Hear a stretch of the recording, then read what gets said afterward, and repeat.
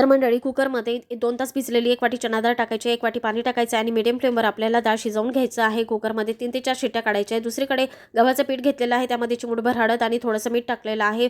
आपल्याला नेहमीप्रमाणे चपातीसारखं पीठ मळून घ्यायचं आहे आणि थोडं पाणी आणि तेल लावत आपल्याला पीठ छान असं मळून घ्यायचं आहे. थोडं साईडला ठेवून द्यायचं आहे झाकण झाकून.